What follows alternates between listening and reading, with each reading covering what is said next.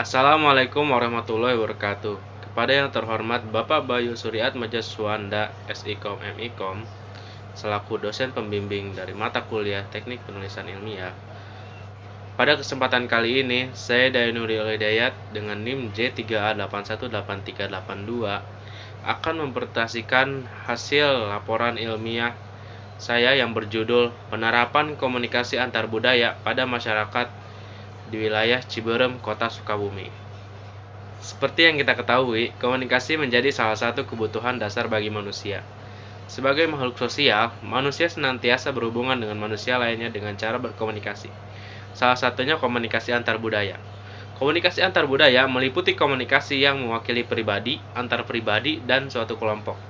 Dengan tekanan pada perbedaan latar belakang kebudayaan yang mempengaruhi perilaku komunikasi para peserta.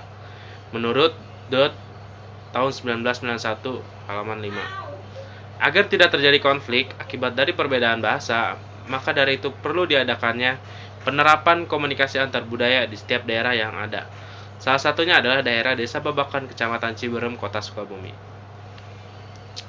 Tujuan dari kajian ini adalah memberikan penjelasan mengenai komunikasi antar budaya, mendeskripsikan cara penerapan komunikasi antar budaya, lalu melakukan penerapan komunikasi antar budaya di wilayah Kecamatan Ciberem, serta memperkecil konflik dan kesalahpahaman yang terjadi di wilayah Kecamatan Ciberem, Kota Sukabumi.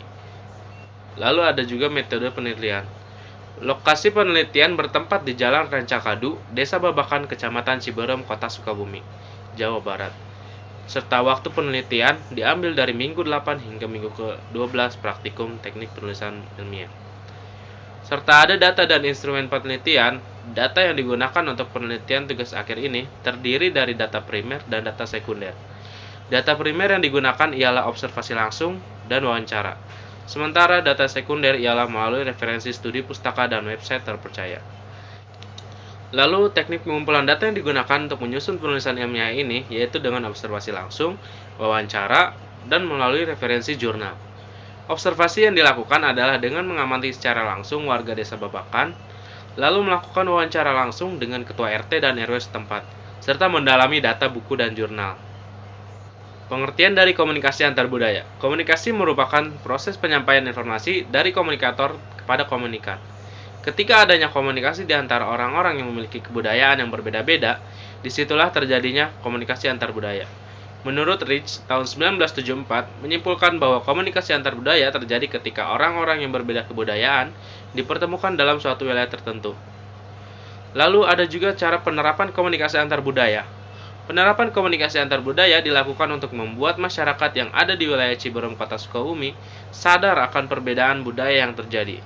Penerapannya sendiri dilakukan dengan cara melakukan sosialisasi kepada masyarakat dan melakukan pendekatan ke beberapa RT dan RW untuk melakukan penerapan komunikasi antar budaya, sehingga penerapan komunikasi antar budaya ini dapat berjalan lancar dan bermanfaat bagi masyarakat, khususnya yang ada di wilayah Ciberem, Kota Sukabumi. Lalu ada juga persiapannya. Mempersiapkan segala kebutuhan untuk acara kegiatan sosialisasi dan penyuluhan baik bersifat administrasi ataupun teknik. Jadi, agar kerja produksi di lapangan lebih efisien dalam hal waktu, tenaga, dan biaya, tahap ini dimulai dengan melakukan perencanaan dengan membuat sebuah konsep, tujuan, dan sasaran yang ingin dicapai. Itulah sebabnya waktu persiapan kegiatan, sosialisasi, dan penyuluhan dapat dikatakan bahwa 60% dihabiskan pada persiapan. Pada tahap ini diterdapat hal-hal yang diperlukan seperti menentukan audiens, menentukan target, menghimpun biaya, dan operasional pelaksanaan. Serta ada juga hambatan-hambatan dalam penerapan komunikasi antar budaya ini. Kesuksesan acara kegiatan ini sendiri tidak terlepas dari hambatan yang dialami oleh panitia penyelenggara. Hambatan sering dialami oleh komunikasi antar panitia yang tidak efektif. Hambatan yang dialami dalam acara kegiatan ini dibagi menjadi dua, yaitu hambatan internal dan hambatan eksternal. Hambatan internal diantaranya adalah kurangnya komunikasi antar panitia dengan pembicara, serta adanya hambatan di susunan acara. Dan yang kedua ada hambatan eksternal. Terjadi akibat narasumber yang datang terlambat, sehingga mengubah susunan acara, banyak warga yang menolak mengikuti kegiatan penerapan, dan juga banyak peserta kegiatan yang datang terlambat. Lalu ada juga solusi. Hambatan yang terjadi pada kegiatan penerapan komunikasi antar budaya tentu selalu dapat diatasi dengan adanya solusi. Dengan adanya solusi yang baik, sehingga terjadi penyelesaian yang baik juga atas hambatan-hambatan tersebut. Berikut solusi untuk mengatasi hambatan-hambatan tersebut. Yang pertama, ada solusi hambatan internal. Solusi dari kurangnya komunikasi antar panitia dengan pembicara, yaitu adalah moderator harus tanggap dengan mengikuti alur pembicara.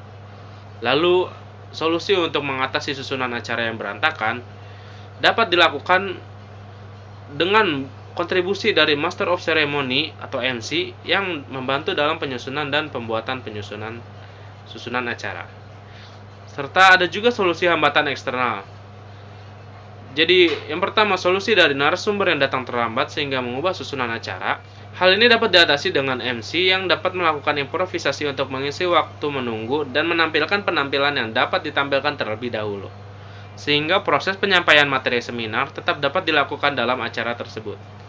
Lalu, untuk solusi dari masyarakat banyak yang menolak hadir, hal ini dapat diatasi dengan pencarian peserta bagi yang ingin mengikuti kegiatan tersebut.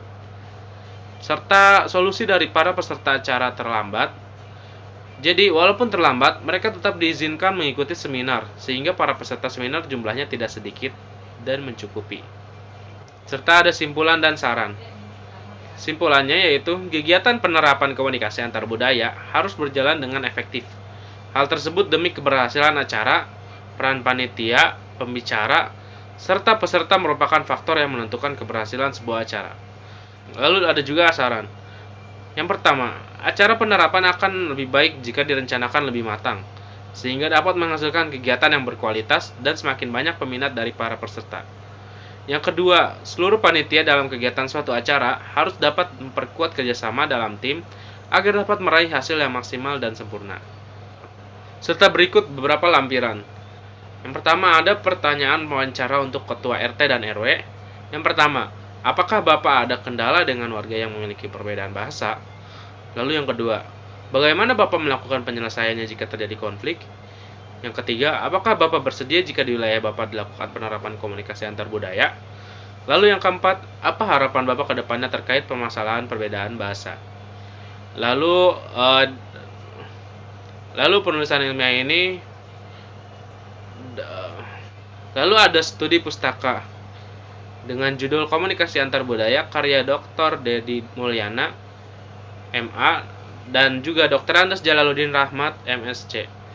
Diproduksi oleh PT Remaja Rosa Karya tahun 1990. Lalu ada juga dari Ilmu Komunikasi Ilmiah dan Populer, diproduksi oleh PT Raja Grafindo Persada Priyatna, karya WB tahun 2016. Sekian merupakan hasil dari laporan makalah seminar teknik penulisan ilmiah dari saya. Kurang lebihnya mohon maaf jika ada salah kata maupun salah perbuatan dalam menjelaskan materi yang disampaikan. Saya Denny Nurul Hidayat. Wassalamualaikum warahmatullahi wabarakatuh.